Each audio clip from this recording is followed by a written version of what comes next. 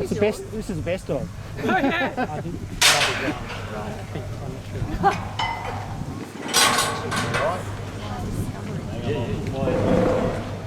The next step.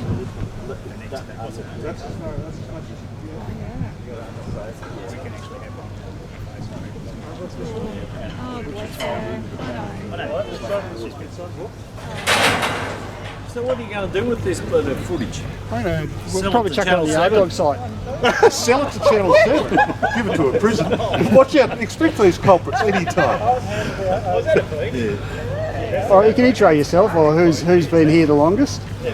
Does that make you two the Don and Graham? You've been here forever? 40 years ago, 40 this years? event started. No, sorry, 39 years ago, this event started. With motivated by Harry Bowen. We got John Geddes from Caraman involved. past Caraman. So John Geddes and Harry Bowen walked the oval as it was then with the greyhound track around the outside, made a bloody railway on, and got me involved at that stage. That first year of Sheepvention, I was looking after Angora goats. I was chief steward. Most embarrassing. And so I was following him. Then we collectively went across to South Australia. There was no Victorian Yard Dog Association or anything. There was a South Australian one either just starting or going. So we went, I reckon, at Lucendale, talked to them, looked at what they did, came back with some ideas, didn't like everything they did, it was all yard confined at that stage. So we broadened it out, and with John Geddes and Harry Bowen then ran an event the next year, which was 39 years ago. It would be 40 in 2020. Did you have as much problem sourcing sheep back then as you have now, or was it? No, I reckon we used I had corridors, if you remember them, funny looking things that were neither good at growing meat or wool.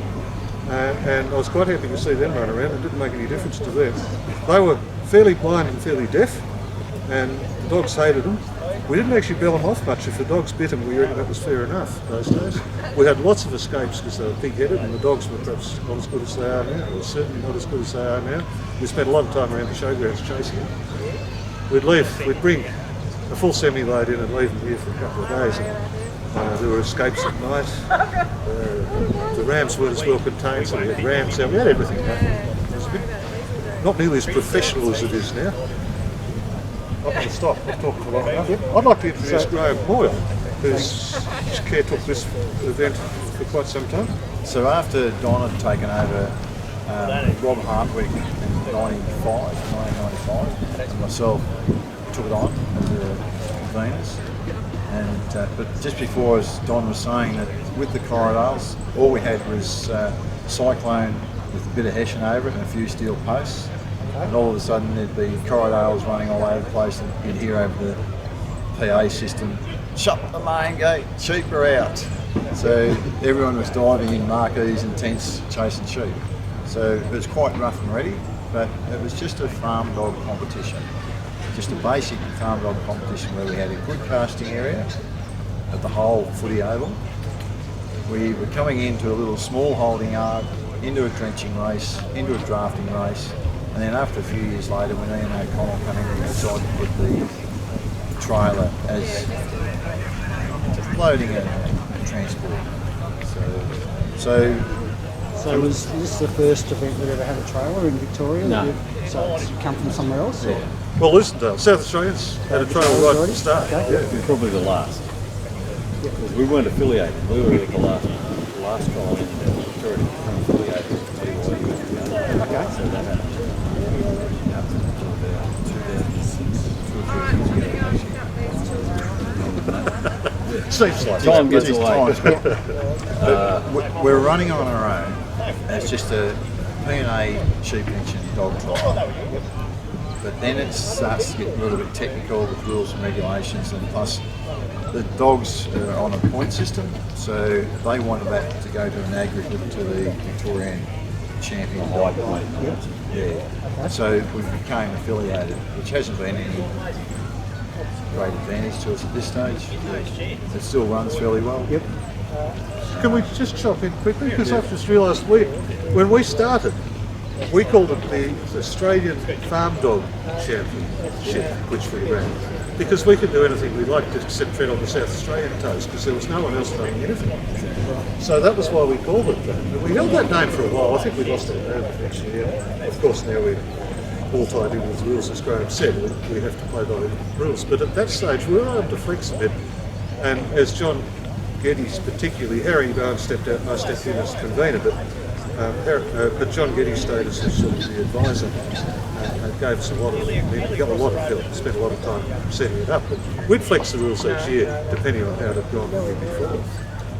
And we were able to be quite, continue with our aim, which as Graham said was, our aim when we started, I'd like to think it still is, but it's sort of, everything's changed, but our aim was that someone who's working sheep on a farm anywhere in this district or territory or Victoria could come, or South Australia could come along with a farm dog and not make a real fool of themselves. We tried to be as practical as we could with the exercises they have to go through, and we were quite prepared to change at the flex. And that was the basis, that was our goal. But that was a long time ago, 40 years. Ian hasn't said anything yet. Well, the other thing is every year we used to set up the yards, the whole lot of yards. A few years ago, we were running out of volunteers and labour, so we've started to use permanent yards. And we're only setting up where we bring the livestock in the truck and where we let them out. So it's been a great event. And I hope it doesn't deteriorate with the politics. We haven't changed a lot, and it's running good. And we get between 80 and 20 dogs a year. So, it's been well received by people, and quite enjoy it. Yes, let Ian have a go. I don't really know what I can add. I sort of come in, well, I used to, from when it first started, I always used to turn up because I always had a passion for dogs. And I used to watch it, but I never knew what the rules were or what you had to achieve to win it. So I sat there for quite a few years. It's dogs all my life then, and I was never going to really have a go at it. And I never knew what the rules were. So I started the Castle. We didn't drive I started the Castle Dog auction thing, and I needed to get out there and find out who was breeding the dogs because I needed dogs to sell. So I thought, I'll have to go try it. So I come over here in 1999, after watching it for quite a few years and still not understanding what the rules were. And met a bloke called Peter Mead, who's a bit of a legend. And I said to Meady, well, I'm here, what do I got to do here? He said, listen mate, all you got to do is pick them up down there, put them around through the yards, put them back and you've won. So I had this little Makuba dog that I bought, a Linden Cougar. And I did that, and I thought I'd won this. And I went back proud as punch and met Meady at the gate. He said, you're a bloody idiot. He said, you didn't follow any of the rules. So I didn't know the rules. So that was my introduction. My first trial was here at Sheepvention in '99.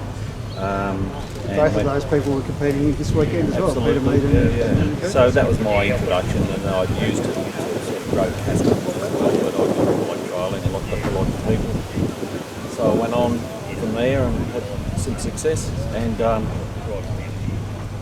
then I moved home in 2006. So I just put straight in and given Graham and Don a hand, and still. You found that the dog styles have changed? Yeah, what has changed is back then, back when I started trialling, just about, not all, but practically all the handlers and all the dogs were coming in off farms. They'd been working all week on big properties, working stock. So they were the genuine livestock working dog. They'd come and just for a sport, they'd bring them in here and give them a run, you know. So you had your genuine working dog. What has changed is the demographic of the people that are trialling.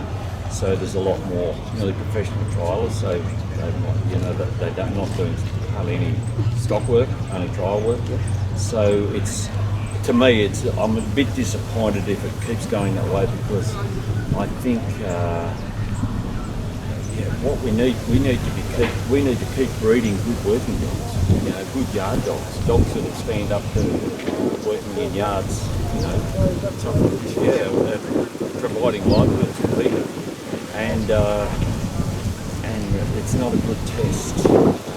So the original idea of the trial was to showcase dogs so you could get them to places like Castellan. Exactly. And help work take out them home whether and it's worthwhile. take them home and do your job on the farm, Yep. and learn the skills here, because what trialling does do is teach you where to position yourself. It's fantastic at that. That's what it makes people good dog handlers. So that's been a real good side of it. But I just know of a lot of young people around here that are out on farms, got terrific working dogs, and just young people, but I can't encourage them to come trialling because they sort of come up against another demographic of trialling. But I'd love to see them here. That's what it is. But it's a great sport. I've been certainly enjoyed it. Tom, I love working with these blokes. I've worked in community minded and just love helping out. So. The best part about Ian coming on from the professional side of it, he learnt the rules and regulations, president of the Victorian Farm and Yard Dog Competition, and he's seeing ideas from all over different events. So then we can start tweaking this one for a couple of new ideas. So that was really good with that, trying to make it a little bit more professional. And the other thing is that years ago the farmer just had his dog he bred off the next door neighbour, and then all of a sudden you start trialling and they see other dogs and they're looking for different genetics and different types of dogs. And it sort of opened up the avenue that you start getting combined and breeding other dogs.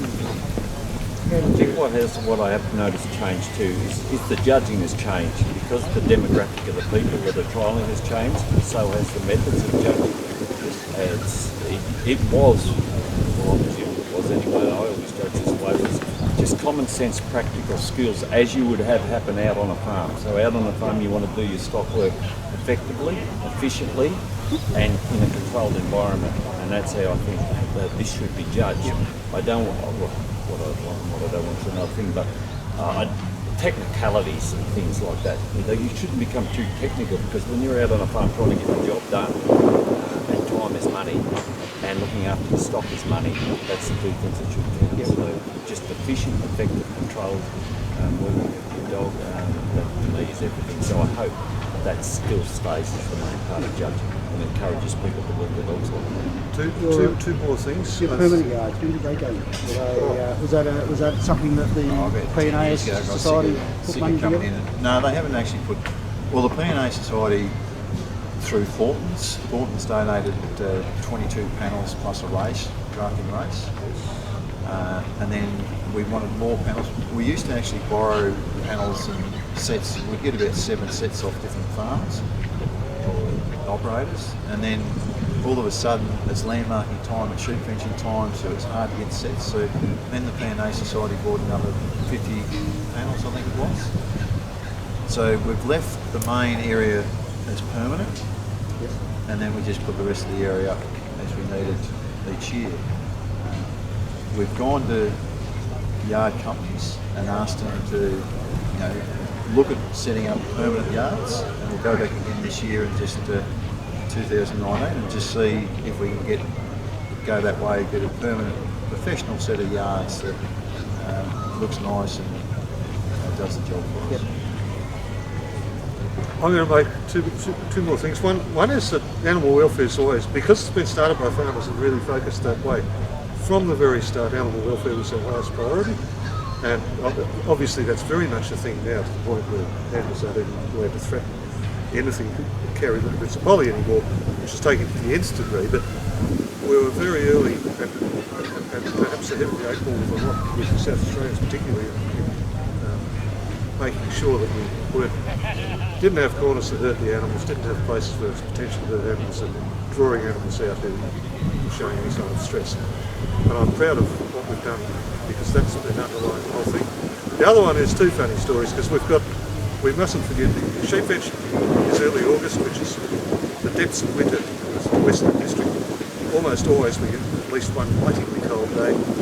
We had the occasion where we had snow, and I can't remember which year it was, but we would have had 50 mils of snow across the island, and the competitor who was on there when that dump occurred asked if he could have a rerun, because the dog, he was from New South Wales, the dog had never seen snow, and the sheep hadn't either for that matter. sheep behaved totally differently. The dog was totally lost. It was bloody freezing cold. So we in fact pulled the event up for a couple of hours and it melted and went away. Or it rained, I think, then. It rained, melted, went away, and we gave it another run. And we've had a competitor, I can't remember who he is, he's from up near Bilburn, up near Peak Hill somewhere, who came on in bare feet and shorts. And early August here, he was blue by the time we finished. He didn't know what our conditions were like. The only other one was one competitor, early days, she doesn't, I don't know, I suppose she's about, I haven't seen her for years, who talked non-stop, and we had the crowd saying, is this the way you work dogs? Do you talk all the time? Absolutely non-stop. The commentator had no opportunity because we had the dog handler speaking constantly. I suspect you know who I mean, but it was hilarious because there was a great crowd response. It's amazing. Sally Stanley, probably That's one of the best handlers ever, the great Sheepvention. She's amazing. You know who I'm talking about? Yeah, still going on strong, and one of the greatest handlers. That was in 1999, right? The records are good. Yeah, Bob Peak, barefoot and shorts. Oh, there you go. Thank you, Graham. Died of arthritis. But the other thing is that we used to have, you're allowed to have poly pipe a metre long. Bit along, okay, yeah. And then we had to cut it back to about 15 inches. And now it's out altogether. So, We drew up a set of rules, actually, which involved... and then one year we had your Fox Terrier for a bit of a show pony. Is that in the book as well? No, it's not in the book. wasn't an entry. Oh, right. We've had a good run of different type of judges with different standards. So, and Ian's been good there in the later years, getting good judges for us, and that's important. You've got to be able to respect the judges. A good series, a good experienced crew back this end too. Our handlers, volunteer the based. volunteers, they've been great. The Strappy boys, we call them. Okay, good. But, they've been very loyal. Yep. So without It is that- fun doing the let out. People don't realise how much fun it can be doing the let out if you're not doing the rest of it. People don't realise either, like, we Yeah. probably put a week in here, or and it's every year, and it's for the association to have their trial and all that stuff. And Graham's father, he used to let out for years after years, and he was probably in his 80s. He was in his 80s, and I seen him standing there letting sheep out in blizzards. Yeah. And he was a great advert for a ringy because he'd be wrapped up in a ringy raincoat and weatherwear. It'd be -4, and he'd stand there all day letting sheep out. Graham would throw him a hot dog every now and then, and so that's the sort of boss he is. That's when they weren't arguing. No, it's just people like that made this event. The backbone of the event. Yeah. Volunteers. Yep. I like that, yeah. Well, thank you. Right, thank you very Pinned much. you down. Yeah, you That's got a that. wrap. I don't know how you got See us if all we to stand can, still for see so if we long. can get Mr. Geddes in next year. And Yeah, if we get John You can- Geddes, you can tell us then the you can, story. then you He can has have got the history of full. foals. Well, you can have There's only- full early parts. What I can see at this stage, there's only one issue. You forgot to turn the camera on. it was recording. So. Well done, Graham. I've got to go on around you lambs. Thank you. Good stuff. Just for the Yeah. camera. Thanks, great. Oh yeah, pretend we all mates. Yeah, this is yeah. nice.